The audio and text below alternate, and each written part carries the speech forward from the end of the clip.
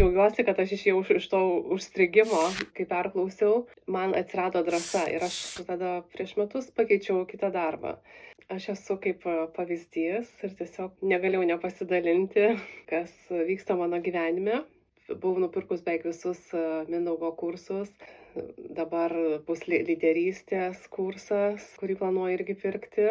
Tie kursai tiesiog juos pereini, bet tu, atrodo, tu juos kaip perklausai, bet tau atrodo, kad gal tau tas ir nepadės, bet galiu pasakyti apie save. 9 metus aš išbuvau vienam darbe, tiesiog nesiryžau, man buvo taip sunku pakeisti darbą ir aš ten tiesiog jau kol nepradėjau sirgti ir tiesiog, kai pradėjo sveikatos problemos reikštis ir tiesiog aš tada tuos Mindaugo kursus, kai perklausiau, man atsirado drąsa ir aš tada prieš metus pakeičiau kitą darbą.